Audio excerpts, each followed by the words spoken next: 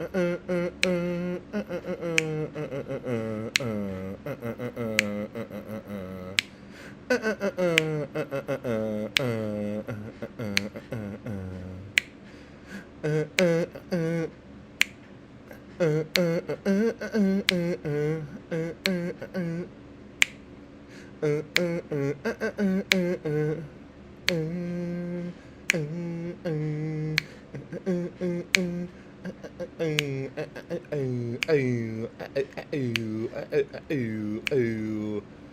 trying to give you guys like a song to listen to while the stream has not started yet, but I don't want to get a copyright strike, so I'm trying to fancy it up a little bit. Hello. Hello, everybody.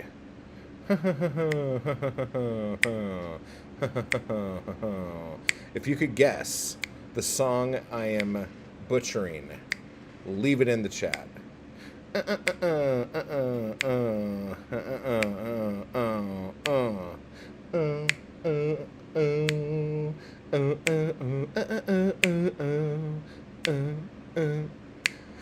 bing bing bing bing ding ding ding ding ding ding bing ding ding ding bing ding ding ding ding ding ba ding ding ding hello bunny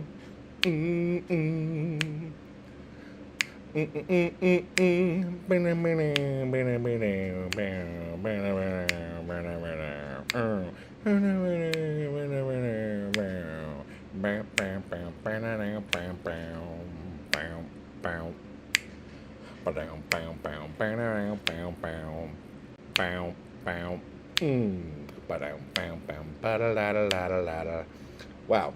So what I have learned so far is me doing my weird little scat actually makes people not want to come to my stream. Okay. Hello, JH.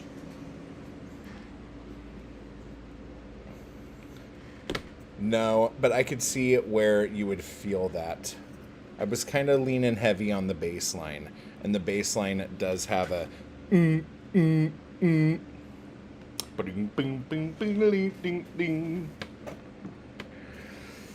Hey, I'll give you a hint. If you wanted to know what time it is, I think it's about bad bitch o'clock. Actually, I don't even know if that's the correct term on that.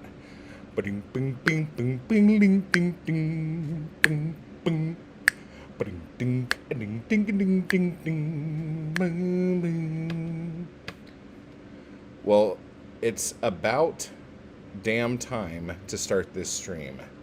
So we'll do it like that. So somebody figured it out. I'm sure somebody figured it out by now. We are all smart people here. Smart people who do smart things with smart brains.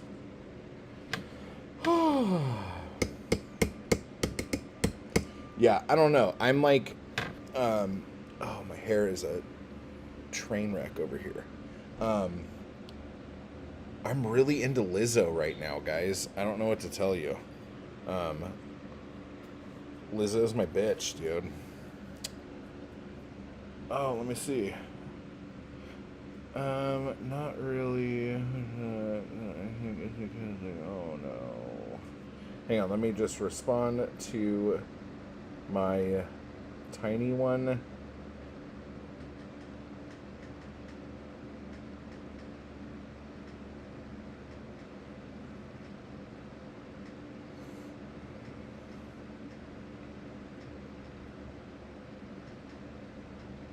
Guys, guess what's happening? My chair has decided it doesn't want to stay up high anymore. I'm sinking.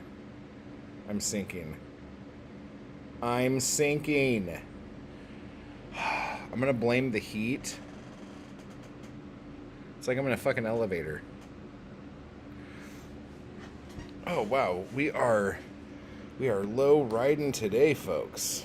All my homies are riding low riders. How's it going? Good day to you, to whoever's on your mind, whoever's in your mind, and whoever that is standing behind you. That's terrifying.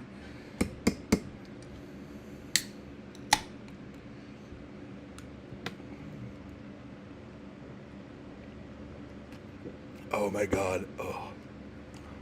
Oh. Good Lord. Ah. There's only so many cold drinks in the fridge, guys. So I had a bunch of stuff that I wanted to talk to you guys about today. Let's see what we're doing here. First off, does anyone have any thoughts on the kids not reading thing? And I know that in my video on it and a couple other people's videos on it, we went way off of what the actual topic of the article was that spurred this whole thing. But I think that's because those are the article was the thing that created the discussion. It wasn't that we were arguing the whole time with the article. At least I wasn't. I can't speak for everybody, I guess. But, yeah.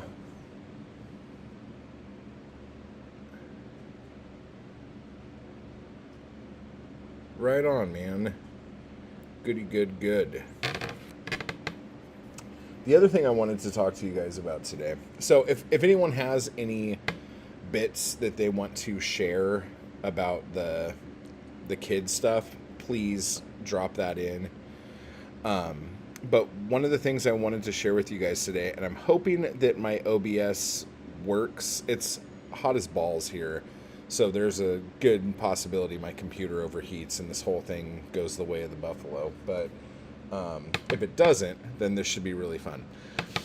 So I am one of the zinesters or vendors or however you want to call it for the 2022 San Fernando Valley Zine Fest, which is a pretty cool fest.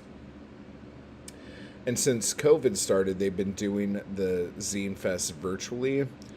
And until everything is completely tits, like, they're going to continue to do them virtually. And the cool thing about them being virtual is that you have people from a wider area. So, no thank you. But there was a meet and greet yesterday, a virtual meet and greet, where all of the vendors who could show up for the stream got to like talk about their stuff and everything like that. And it was so fucking cool to see all of these people's creations. It was just so much fucking fun. And there was so much cool shit.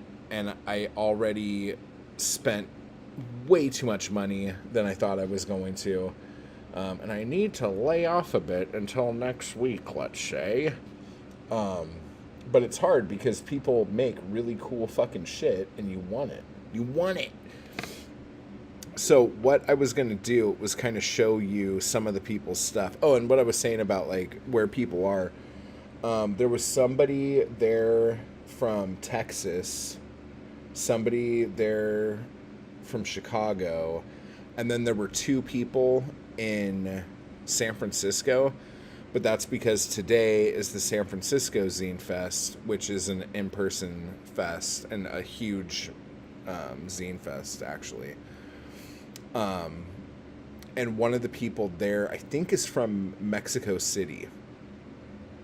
And his stuff is fucking epic. But, so I wanted to show you some of these people's things. So hopefully this works. Let's see.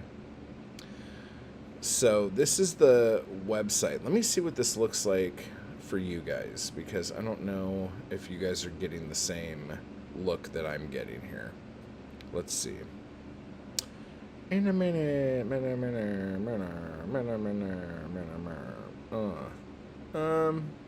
Yeah, that's okay, I guess. That looks all right. Okay, so here is the San Fernando Valley Zine Fest. Their site's pretty cool. Let me see if I can go through this. So the virtual mixer was the 3rd. The Zine and Meet is Saturday, the 10th at 2 p.m. Pacific. Meet up with fellow zinesters to chat, work on new zines, and network. So that should be cool. And I guess if you guys want to do this too, you just go on the website and register, and it'll be like a live stream of people making zines. And then on the 17th, there is Zines as Self-Care, a panel discussion about zine making as a form of self-care. So that should be pretty cool. So let me see what this looks like on OBS. Where are you? Okay. Okay, so A to Z Press. I don't know if I could click on this and have it. Okay, so did that stay? Sorry, guys, I'm trying to figure this out. Okay, cool. Okay, so A to Z Press. So freaking awesome shit. Okay. So here is the little bio thing. Oh, do they not have the actual... Okay, here we go. This Ghost, a visual font family, looks so cool. And I fucking love black paper and printing on black paper. I just absolutely love it. One of the hosts for the event, I think it's actually the person who started the event in the first place. They have a black zine with black ink, and I want it so bad and I couldn't find it. And so I wrote them and I'm like, where do I get this thing? Make this happen for me. So, but this looked totally cool. And they do Rizzo printing, or Riso printing. I think it's Rizzo printing, which is kind of like a printer that does silk screen kind of shit, if that makes any sense. But this is another one that they did on vellum paper. So it's like kind of see-through kind of stuff. That one's pretty cool. That's another one. I think I got this one too. Unnamed Mundane. That's on vellum paper as well. And I think, I can't remember if this was handwritten or silk screened or whatever. I can't remember what you call it. But the colors just pop from that Rizzo printing. It's just amazing. Oh yeah, and here was the picture. Is that going to take me to Instagram? Yeah, I don't want to click on that. If you could see this little picture right here, these are all the people who were sharing their stuff, and there's me right there. Yay! But it was really a good time. So A to Z Press, you could find them on social media at a man on Instagram, or A to Z .press on Instagram. Or I don't know if you could read this. If you guys could read it, just read it and write it down and go check them out. Okay, so let's see. Let me see if you guys are saying anything. I'm just kind of running through here. With my video, I was just using the article as a way to chat about kids not reading in general. I completely understand that. Yeah, totally. I thought in Arizona... Is that what that means? I thought in AZ and kids thought reading was dumb. Oh, I taught reading. Well, you need to teach me, because I thought that said thought. Yeah, I think it's just how kids get the information, man.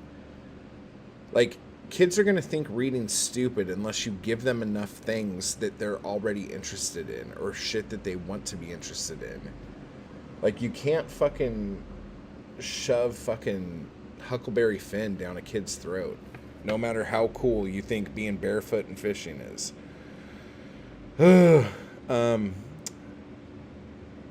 I think it's a very good point that books should be a visible and accessible thing, and that kids should be able to choose their own goddamn reading. Yeah, totally. Totally, totally, totally. I agree. The funny thing is that kids rebel, and as they get older, no matter how good the relationship is, as they get older, it gets harder and harder to keep the relationship the way it was when they were younger. And so even if they like really dig reading, let's say, they will try to do something just because you hate it. So you're going to have to start reverse psychologizing your kids earlier on. So just talk about how much you hate the Bronte sisters, or I hate those 1,000-page classics. God damn it. Those are so stupid, and anyone who reads them is lame. And then, like, by the time your kid's 14, your kids are like, I'm going to show them. I'm going to fucking read Jane Eyre or something and really stick it to them.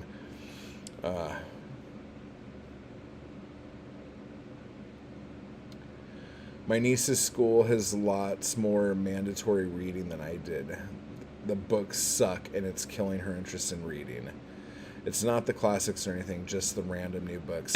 Yeah, when my kid was in high school, like the last 2 years, especially, the books that they were supposed to be reading, I think I did a video on it, where the books that they were supposed to be reading were so shit and so, I mean, of course I think they're shit, but I don't know. I don't think...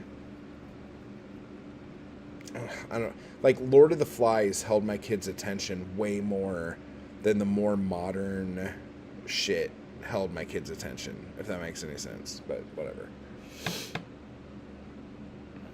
Yes, my reverse psychology strategy that always worked is, oh, but this is way too scary for you.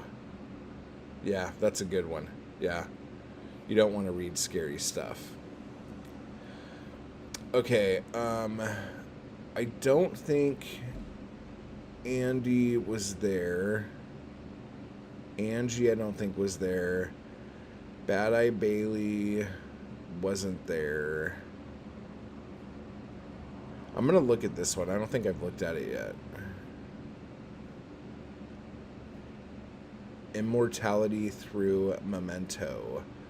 On preserving our deceased through memorialization. That's kind of interesting. We are not your womb.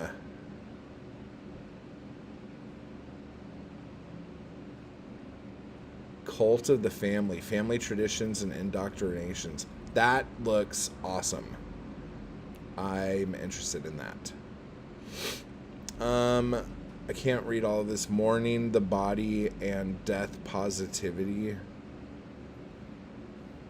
Don't know exactly what that means. Where? I'm trying to figure out if I can tell where that is, but I can't. Okay. So yeah, so that's Bad Eye Bailey. From Brentwood, home of O.J. Simpson. All right. Bitsa Press was there. This is the one from Chicago.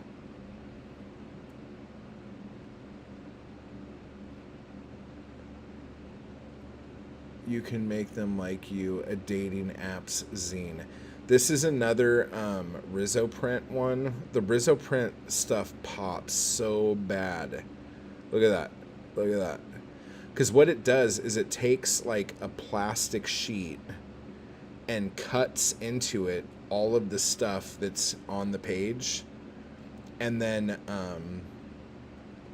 a tube of paint spins around at like high velocity and forces the paint through the plastic to put the ink on the page instead of it just being like a laser photocopy kind of deal. It's really interesting. And I don't know if it's for me, because I think it's more for like artwork stuff. I don't know if, because the machines are really expensive, and I was thinking, I'm like, should I get one of these? But these look really, really well done, man. Ooh, that is a cool keyboard. Let's take a minute and look at this keyboard. That's awesome. Yo, dog, I heard you liked movies. Oh, yeah, she was saying how she had tickets of movies she went to, like prints of it. And so this is a ticket from the Sisterhood of the, let me see, what would that be? Traveling Pantaloons. The best baker you never heard of. Yeah, this is all cool shit. She was not there. Let's see. Oh, from Vermont.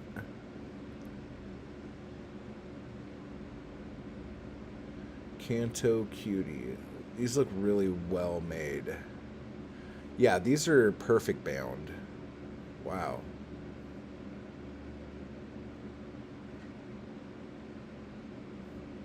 Are they comics? Like, what is this? 25 bucks each. It's an art and literature zine. That's pretty crazy. How are you guys doing?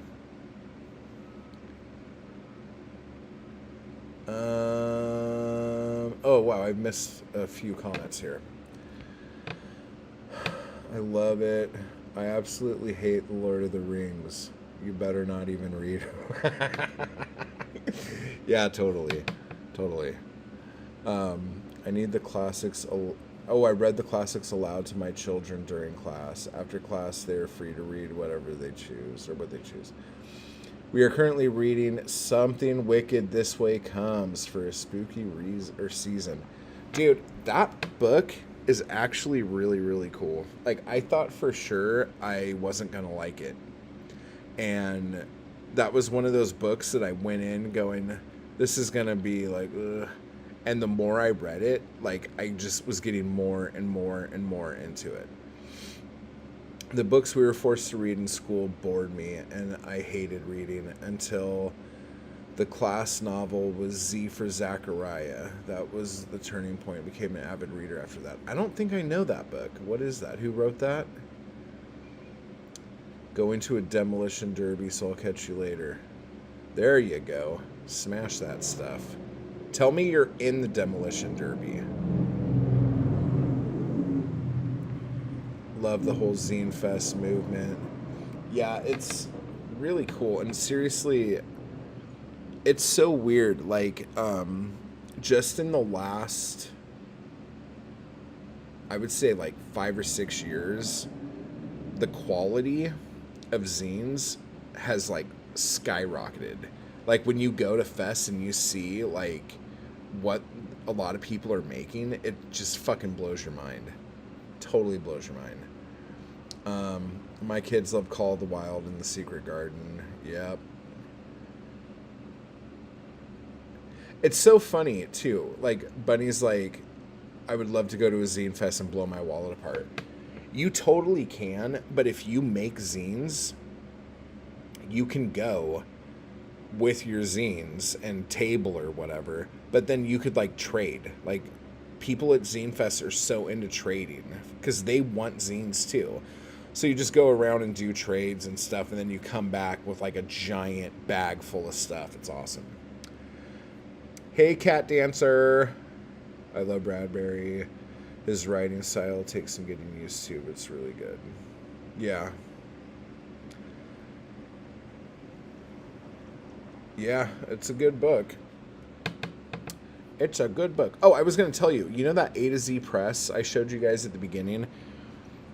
she did this thing that was so freaking cool. She did a little zine like this, like my little like accordion 16-page, one-page zine kind of thing, and made a scavenger hunt for the LA Zine Fest.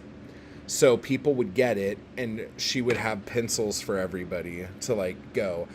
And it would be a scavenger hunt of things you would find at tables at the fest, of other people's tables. And then if you like filled it all out and brought it back to her table, she gave you like a prize or something. Just shit like that. The interactive nature of this kind of shit is so fucking important and so cool, and people dig that shit so much. So like, Bunny, when you were talking about the idea you had for a zine, I was like, oh my God, yes, do that thing. I don't want to take that away from you and tell everybody what it is, but do that thing. Z for Zachariah is about a teenage girl surviving a nuclear war. It's by Robert O'Brien, who is known for Miss Frisbee and the Rats of... Oh! I'll check that out. That sounds cool. Dude, there was like a good, I would say 6-month period where almost every book I read had to do with some sort of like nuclear fallout or something like that. I was in this real dark post-apocalyptic phase. That was like probably it was when I was still in Big Bear before going to the desert. Oh, and by the way, guys, I think, I'm not 100%. Let me check real quick. This is going to be so exciting. You guys are all going to be like, oh, this is the coolest thing that's ever happened today. I don't know if it's really that cool, but we're going to pretend. We are going to pretend. Give it to me. Okay. Well, here's the deal. Here is the scuttlebutt, guys. I was 4 subs away from 1,700. Let's get those 4 subs. I know there's 4 of you right now who aren't subbed to this channel. Just sub to it so I could do the stupid video for the 1,700 Q&A. Once I put that video out, if you guys want to unsub so everything could go back to normal, that's fine. Seriously. But let's just get this, sub train going. The sub train. All right. So back to this. Ooh, okay, guys, are you ready for this? Are you guys ready to get excited? I hope you're ready to get excited, because this is going to be cool. Let's look. Cartoon distortion is kind of awesome. Look at the colors on this. I'm assuming that this is also Rizzo printed. Rizzo. Look at the popping of these colors. This, like, pole right here, unbelievable. But what he was talking about, what he was doing, and I couldn't, like, quite hear exactly what he was saying. But it was something like using, like, vintage analog equipment to take pictures, but then using ridiculous things after the fact to enhance certain things. But the look of everything is so like right out of a freaking time machine, dude. Like, and this whole like 3D like glasses color scheme here, this is just gorgeous. Gorgeous.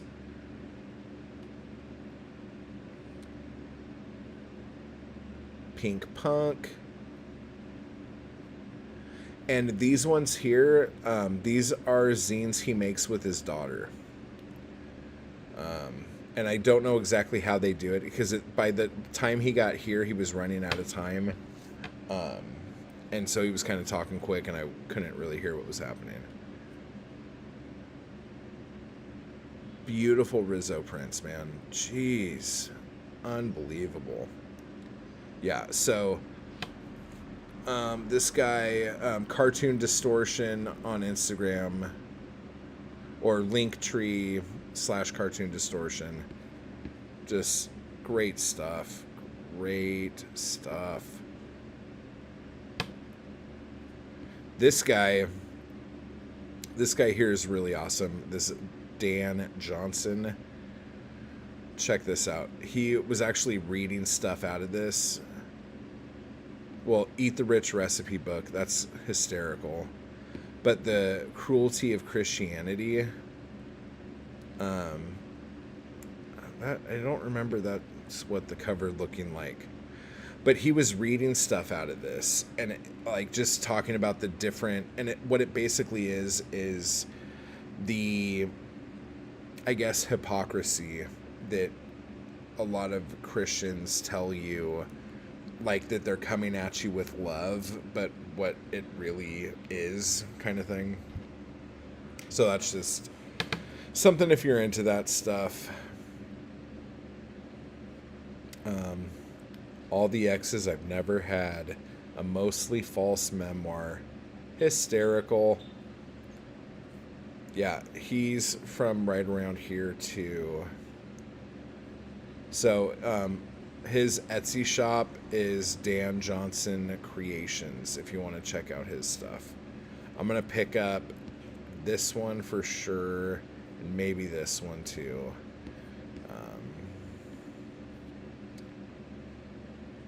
Honey Boy Press was not there. Santa Barbara. This Tornado Loves You. That's funny. This Tornado Loves You, #2. What are these books about? Perzines about mental health, gender identity, music, education, and teaching.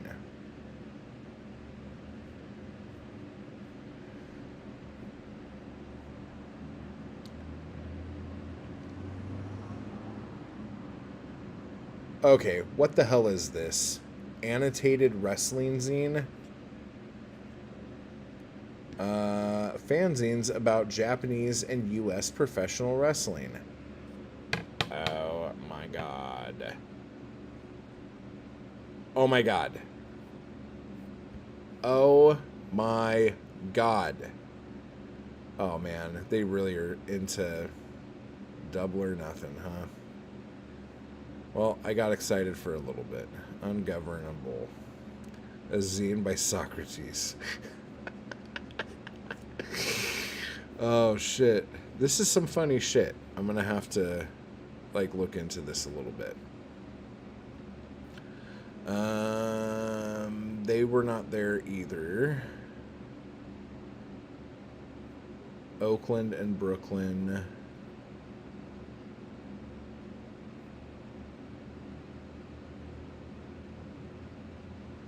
Relevant poetry. What else do we got? Do we have any...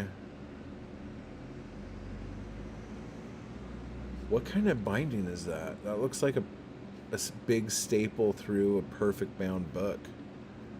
That's crazy. Phone drawings. Okay. I'm going to have to read into this and find out what's happening here.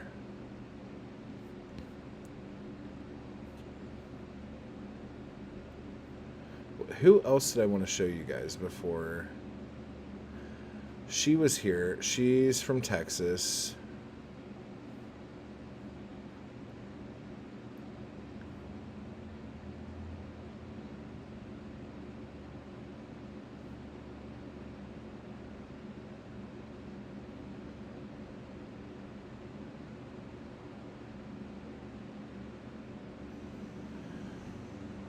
But yeah, I think a lot of people don't, and I don't do it because I write like I'm in 3rd grade and I sit in the back of the class, but a lot of people still are writing zines out by hand, and I think that's awesome. I think it gives it a level of like a personal nature.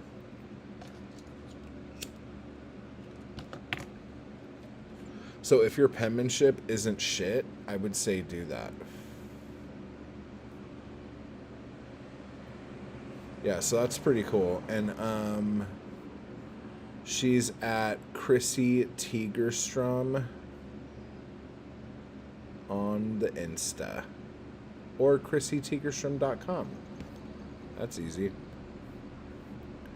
Was she there?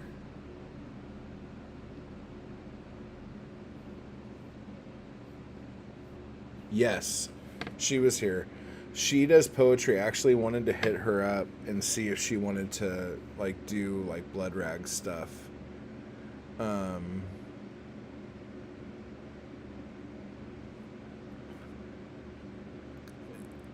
Soulless Obits.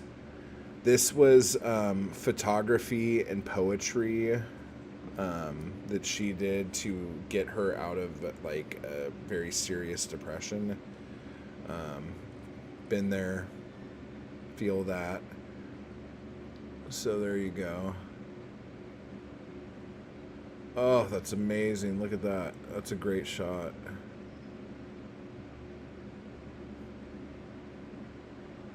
But I guess all the pictures in here are of sunrises. So that's kind of cool. So definitely check this out at Leanna_Minison.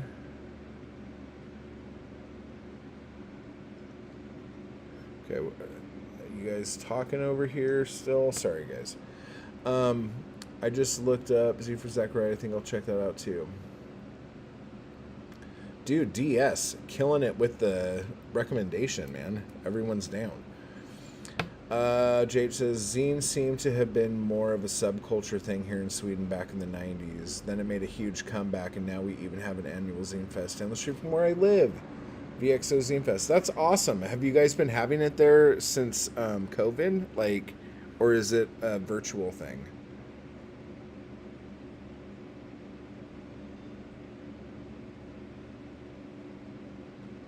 Oh, you're fine. I am a native speaker and I fuck that up all the time. Has anyone read My Side of the Mountain? Who's that by? Cat Dancer. My Side of the Mountain. That sounds very familiar. Let's see. Mara was not there.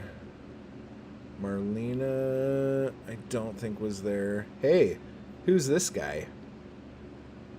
Well, let's look at this guy. What do we got? Oh, that's a pretty little chapbooky zine. Oh, that looks good. That looks good. That looks good. So there you go. That guy is on top of it. Look at that. Holy matrimony. Oh, Off Menu Press was there.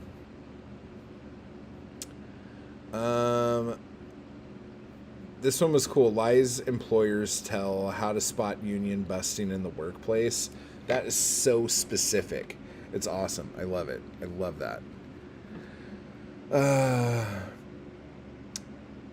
Grim Fantasy, our flash issue, Grim Fantasy features 10 pieces of micro poetry and fiction in the tradition of Octavia Butler. So I thought that would tickle some feathers there. And then Emotional Algebra, a flash issue, features 15 pieces of micro poetry and fiction in the tradition of Anais Nin.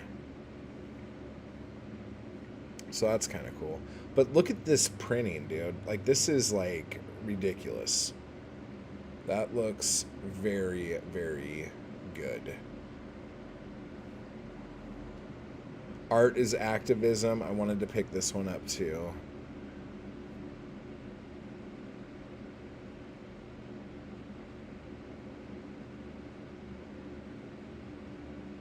That's amazing. I love that cover.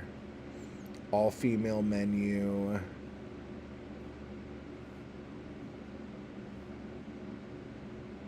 This is so cool.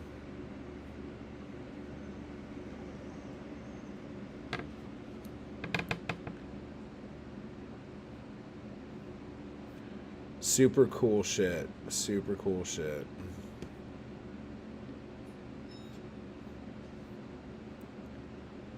He wasn't there. Oh, Safety Pin was there from England. Let me read a little bit about this. Safety Pin Zine revolves around punk culture. Each volume has its own theme, such as identity, pride, feminism, etc. The zines are 8 pages long and usually include bands, collages, fan submissions, and more. Okay, so I dig this stuff, Safety Pin stuff, because it is so old school zine. Look at this. Look at that. Just taking whatever papers you can get, cutting stuff out, taping it to something, and now we have a tab and a safety pin. There you go. And that is the zine.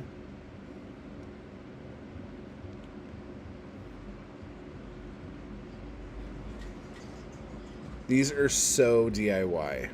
I absolutely love it. They showed a lot more stuff yesterday.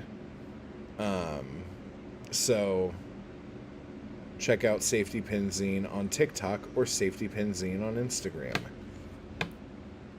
Good stuff. Saltwater Zines was there. Reminders from when you're feeling low. Oh, this was kind of awesome. She made a bunch of characters with like, and like the idea of like, not Pokemon stats, but like little just information on each one. And this one, I can't remember what this one was.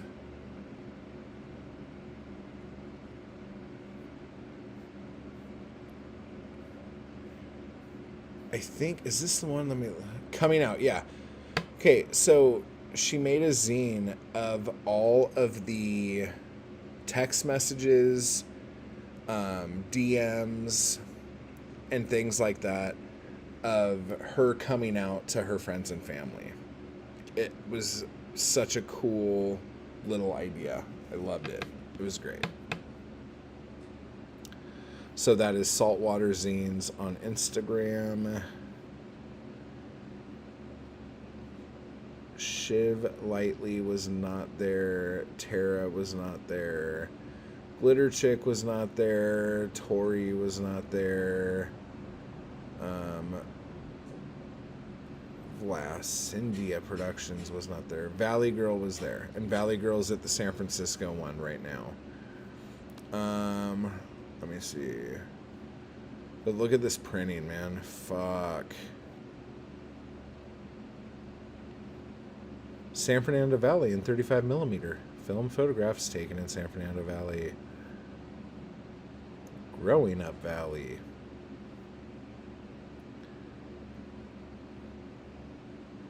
Oh, and then this is a horror story she wrote. When she showed that, it was like, she's like, oh, wait, sorry, I should have said a blood warning. That was pretty funny. He was not there. She was not there. And then they have, I don't know if this is another vendor or if this is out of them, but they have a zine a month subscription for $5. I don't know. So if you're interested in that, go to Zine a Month on Instagram and you can find out about that. That's pretty awesome. So anyway, yeah, if you go to SFVZinefest.com, you can find all this information. I just thought it was really, really cool and wanted to share with you guys. I was just so blown away by so much of the stuff that I was just like, I wish I could be streaming this. Like, and I don't know if they're going to do a replay of the Zoom call. I hope they do. That would be awesome. I should ask them if I could just post it if they don't want to do it.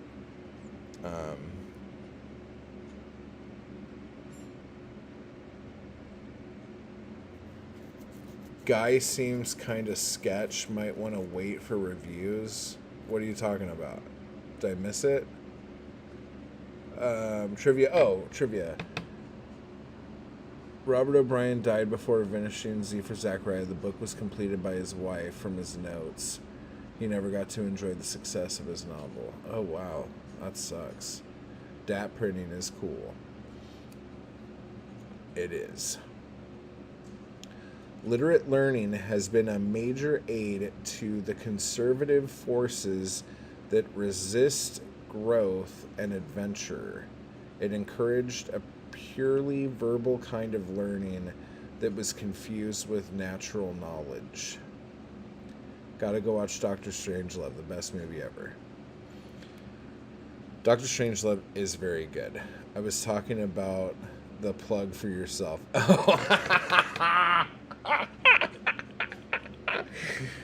Oh, very, very well played, sir. Very well played. Yeah, dude is sketch, that guy. That fucking guy. That's fucking good, dude. That is really good. I appreciate that one. Okay. Oh, and then the other thing I was going to show you guys, people in the Anarchy Crew stuff will probably dig this more. Where is the button to get out? Okay. Ugh. Guys, having all these tabs open and all these windows is making me crazy.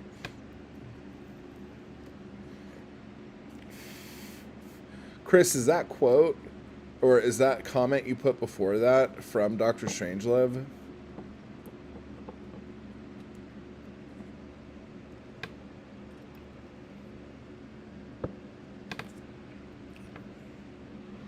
Okay, so this came finally. On the Walls and in the Streets, American Poetry Broadsides from the 1960s by James D. Sullivan. This is a library book from the Pasadena City College, and they did those things that I absolutely hate when people do, where they take the dust jacket, cut the front and back off of it, and glue it to the hardcover of the book. I understand the purpose of it, but I absolutely hate it. And if I would have known this book was like this is actually supposed to be a soft cover too, the one I ordered. This is what happens when you order on Abe Books and you either don't read everything thoroughly or people just fuck you and there's nothing you can do about it. So I got this because we're doing Project Broadside right now, where we are putting together broadsides and then we are going to like put them up in places and take pictures of them and all that other stuff. But the other thing I wanted to talk to you guys about was I want to see if the people who are doing Project Broadside, if you want to do a portfolio with me where we like have all of our broadsides in like a folder or something so we could like have those out or whatever. So if that's something you guys are interested in doing, that would be fun. I think I want to do it. This book, however, I don't know if this book ever was reprinted, like if there was a new edition. This edition is from 1997, so it's basically pre-internet. The internet was around, but it's basically pre-internet. And the only reason why I bring this up and why this is even a fucking issue is because this fucking dude, James D. Sullivan, he took something that was on the walls and in the streets for the people, and turned the introduction of this book into a fucking word salad that almost makes no sense, trying to come up with thesis shit for why things were a certain way, reaches so fucking far And the introduction is like 27 pages of fucking pontificating garbage. I even was taking notes, so when I do my review, I can talk to you guys about it. And look, right here, I put a bracket and then wrote asshole. Okay? Like, this is so up its own ass. And for all of the more qualified and educated people in the room, like, look, you open it up and it's like, oh, introduction, like all in cool font. Yeah. And then it's like American, what's that word? American what? Okay, I'll have to look that word up. What's this section called? A materialist what? What the fuck is it? What the fuck is this? Why are you, like, using the most obscure fucking words to explain a cultural phenomenon that was for the masses? You twat. You want to know why this book probably didn't do great? And why it probably ended up discarded at a liberal fucking college? You fucking dumb motherfucker. Unbelievable. Unbelievable. Do you have library binding in America? We used to have a special type of durable hardcover binding for library books. And they look like they had a dust jacket cover glued onto them like that. Oh, I've never heard of that before. I've never heard of that being a thing like that. I've seen books like this before, but I didn't know they were special for that. Let me see if it says something in here, like library edition.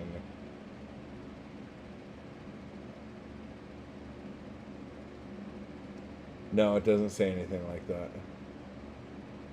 Actually.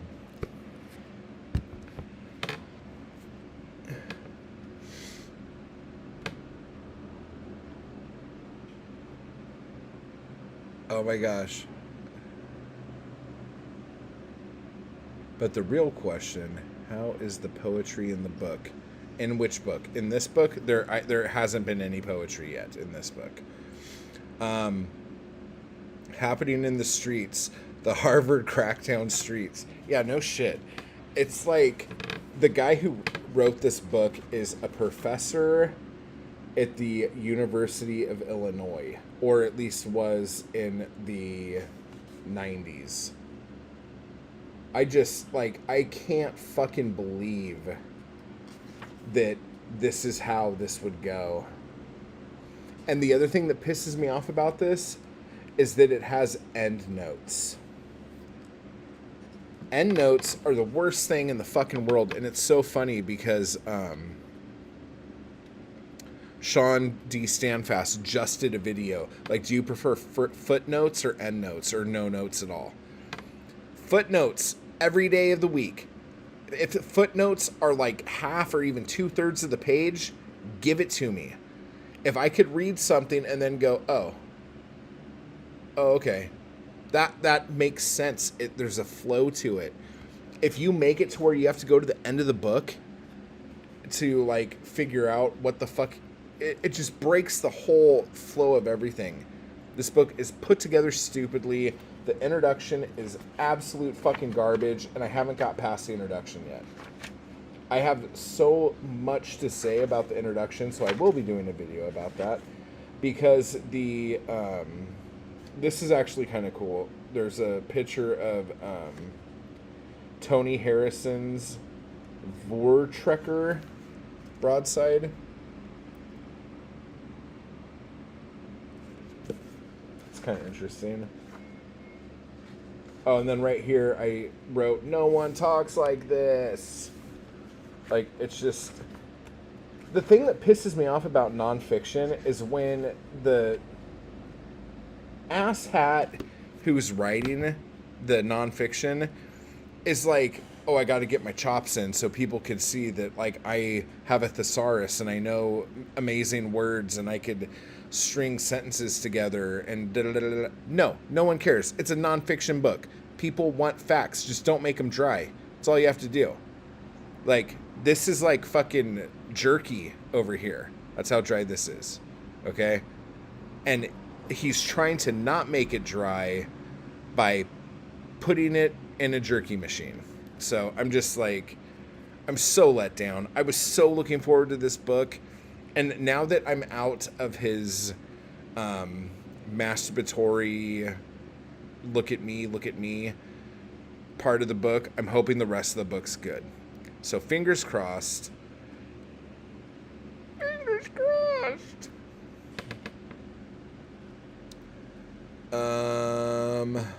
The Harvard crackdown streets. Oh, God, that's funny. Throw some cheese, spill some shade. So anyway, I am still looking forward to reading this. The chapters in this book, just so you guys have an idea, are the Broadside Press, Broadside series, and the Black Arts movement. And then Mimeo Machines, Ephemeral Broadsides of the Anti-War Movement, Signed Edition, Investing in Cultural Capital, The Order of the Text, Fine Printing and the Poem as Art Object, and then Ginsberg in the Closed Stacks, The Library as a Site of Reception. So here's the thing. This book has 5 chapters, a ridiculously long introduction, and is only... let me see here. Nope. Oh my gosh, it's even smaller than I thought.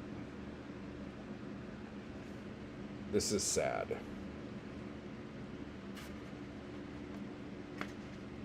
Come on.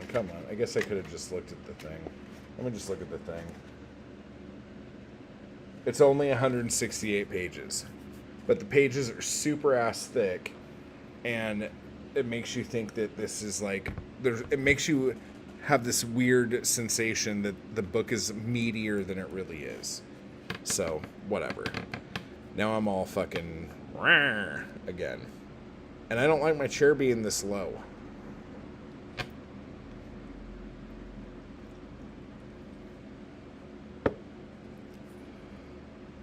Man a tea. So how are you guys doing today? Now that I've bitched about a lot of stuff, I haven't even started talking about the fucking weather. Good fucking God. I think it's 106 today with a very gentle breeze, so that's nice. It's hot as balls. I'm going to go to Starbucks in a little bit just to sit in air conditioning. Because as soon as that sun comes over the side right here and just starts shining in like that, this place is going to turn into an oven. Urgh. No thank you.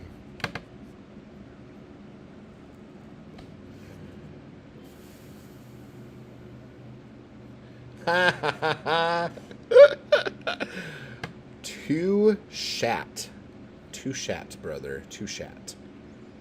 Touchat is the plural and extravagant form of touche, in case you guys are wondering. Learned that in college. Not. So, there's that.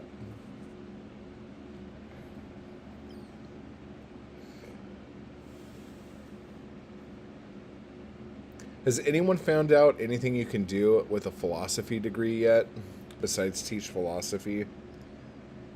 Because it's basically those are the only credits that I have, so I need to figure out a way to cash that into something. Okay, first off, sir, did you see this? Second, sir, let me just say something to everyone in the world here. If there's one thing you never have to apologize for, it's making fucking tacos.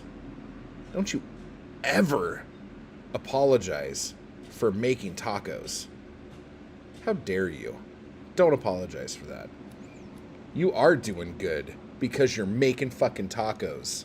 Jesus Christ. Did you read any poetry at the virtual Dumahiki? No. Because you only have like 5 minutes, and they want you to like introduce yourself and talk about like how you got into zines and like your history with zine making and stuff like that. And then at the end, you go over some of the things you made and talk about like what your focus is and all that other stuff. And so I went through just a couple of my chapbooks, and can't remember if I went through any of my tiny zines, but I did talk Blood Rag, and I did talk about again, guys, Potato Manifesto by Bunny Wild. It comes out Tuesday. Blood Rag number 3 out today. Come on, guys. Get with the showgram here. And don't fall. And then my new chapbook, Los Angeles, comes out on the 13th. And I'll start doing some readings out of that soon. Oh my God. JH is making pancakes, but didn't have any eggs, so I'm basically just frying flour. Well, it depends on what you put on that. Because if you put like some good stuff on that, doesn't matter what that is. And that's going to taste good as shit. The real crime is feeling guilty. That's why I did this. And yes, I saw the video. Sweet in the third Blood Rag. Don't feel guilty about making tacos. God damn it. No one should ever feel guilty about making tacos. Cat answered, the only thing I have found you can do with a philosophy degree is go to law school. Well, and debate people, if you can find a platform or podcast to do so. That sounds awful. I don't want to do the first thing. So I guess I'll just stick to the thing I do now. Bunny is eating a very healthy apple, but is somehow sad-faced about it. I would love an apple. I haven't had an apple in some time. The only fruit I've been eating lately is strawberry hibiscus margarita. So that's kind of a fruit.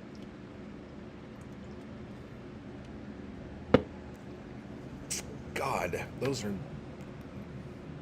are strange. Strange. Just so you guys know, when we were talking, since we're talking about healthiness and all this shit now, I had to kind of wean off that diet because I wasn't getting enough carbs, and there was probably a way I could have done it to where it would work okay, but I wasn't getting enough carbs to keep my brain moving. And I was doing all this shit where I would like get up and walk across the room and then just stop and completely have no recollection as to why I'm walking across the room, as to what I was going to get. The whole thing, like, I just, like, my brain was just like, nope, that's it. What's happening now? And so I was, like, looking that up, trying to figure out what that was, and that was one of the things that came up, and I'm like, Jesus fucking Christ. So I started adding a little bit more carbs into the food I eat, and I'm feeling a lot better. But I freaked out because I, like, gained, like, 8 pounds, like, over the course of, like, maybe 3 or 4 days, and got really nervous. And then over the last couple days, I'm back down to the lowest I was when I was on the diet. So what I think happened is being on that diet for 2 months kind of flushed my system to the point where a lot of the food I was eating before, I can't really eat now without feeling sick. So I've been eating so much cleaner that, like, I want to continue to eat clean. And because, like, my stomach is so much smaller than it was before, it doesn't take very much to make me feel satisfied when I do eat. So I think all in all, it worked out okay. So hopefully, if I continue to keep eating like this, I will continue to just shave a couple pounds off every few days. Philosophers I hear about either work in academia, but there are some who freelance giving lectures, doing workshops. Huh. That is interesting.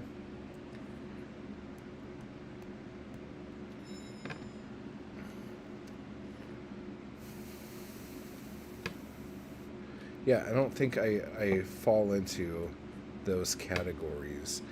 And there is, of course, the famous ex-philosopher Natalie Wynn, who is a YouTuber.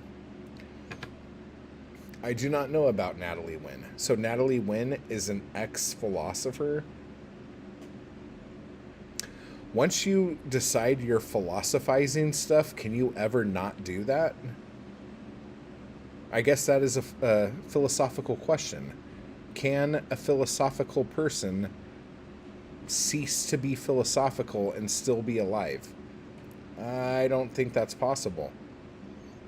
I'm interested. I'm going to have to check said Natalie Wynn. This is all very interesting stuff. I do want tacos now. Thanks, Garrett.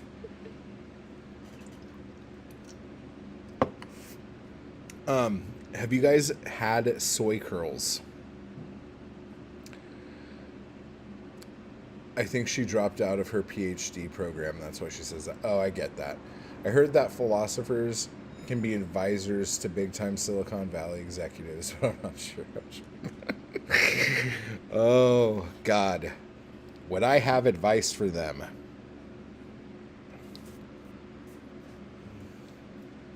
That would be a riot. ContraPoints is her name on here. A bit controversial to some people, not to me. Well, I'm going to have to check now because I obviously thrive when people piss me off. So we'll see how that goes. But what was I saying about? Soy curls. Have you guys had soy curls? I don't.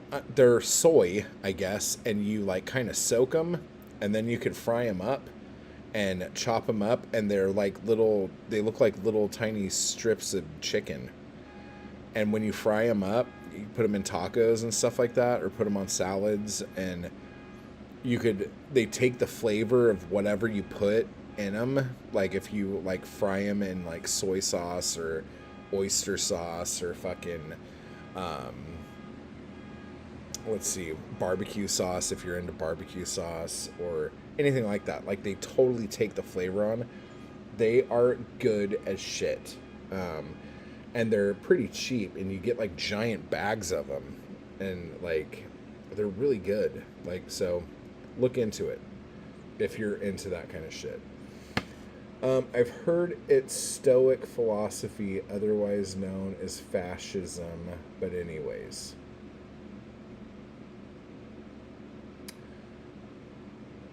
Wait, so Stoic philosophy is also fascism? Or that's what it's known as? I don't know. I feel like things are going to get hairy here in a minute. There are a few big YouTuber.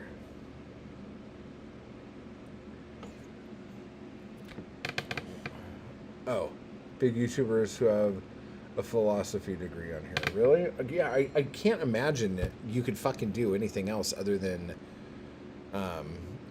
teach philosophy, but you guys have shown me a bunch of other stuff. So, yeah, that's awesome.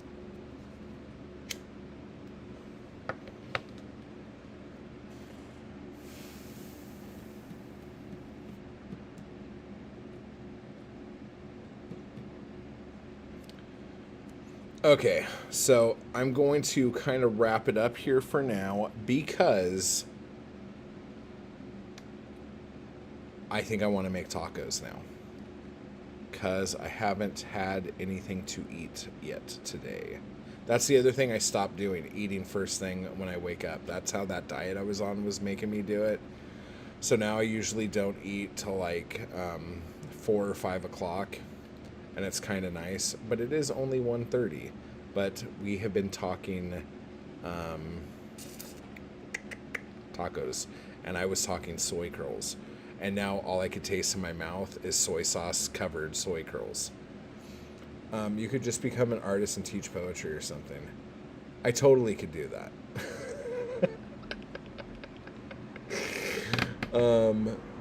No, but the idea was that people during the height of fascism just blindly followed orders and worked for the betterment of their awful leaders. Dude, that sounds awful, and like, I don't want to get into this on this fun taco loving live stream, but yeah, tacos is all we need, really. But yeah, let's just keep that like that. And Ryan from Happy Healthy Vegan debates people every week about veganism.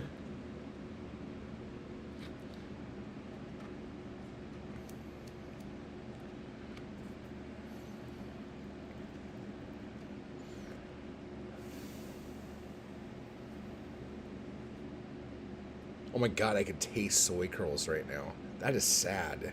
That is, Jesus fucking Christ. But I'm not gonna lie, guys. Like, I haven't had dairy in quite some time, so I know I'm gonna get sick. But I heard the pumpkin spice cold brew is a thing right now. So when I do go to Starbucks to sit in the air conditioning to record, I'm going to actually record a video of me putting together the new Poetic Anarchy Volume 3 book. So I'm going to be doing that in an air-conditioned room, drinking a PSL, no, just a pumpkin spice cold brew. Oh my God.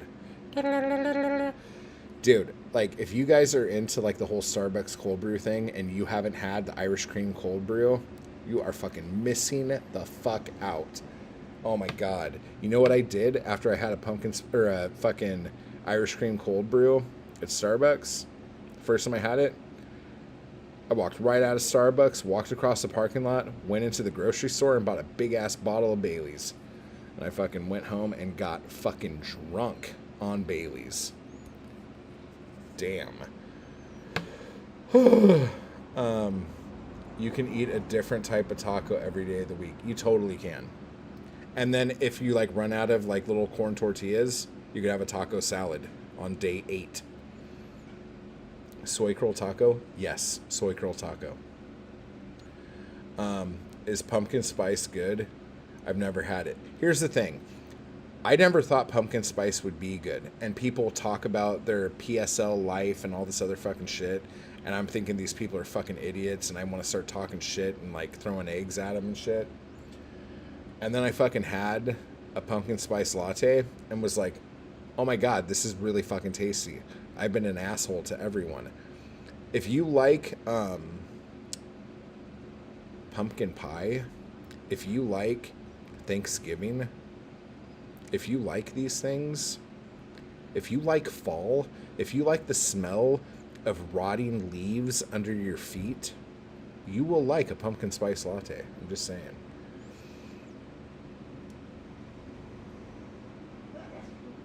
See, I always go for almond milk instead of I've never had oat milk. Their marketing campaign I thought was a little too cute, and so I don't want to give them money. John Scalzi has many taco-tastic creations. Does he? Like in his books, does he talk about tacos a lot? Oh, no, burritos. Sort of the same thing. No, they are not sort of the same thing. Burritos are burritos, and tacos are tacos. It's really hard to have a bean-based taco. I'm just saying. It doesn't feel right. Beans in a burrito is the way to go. And if we start talking breakfast burritos, we're going to be here all day, and I'm going to end up buying a bunch of breakfast meats. Fuck. Oat milk is my jam. Fall, yes. Thanksgiving, yes. Pumpkin pie, yes. Yeah, what are you doing? You need to be, like, if you are into all of these things, you need to, like, inject pumpkin spice into your veins. Like, skip Starbucks and just get a syringe. Try it today. Today, it's better to me, creamier. Oh, man. But I really dig the cold brews so much, especially when it's hot as balls like this, dude. Ugh. But anyway, so now we're all fucking hungry. We all want to drink oat milk and jam and have pumpkin spice, eat tacos or burritos. And honestly, I need to stay away from taco trucks. Taco trucks make me sick, and I love taco trucks because I love when people give me cheap tacos and I just give them small denomination bills. It's like one of the happiest things in my life.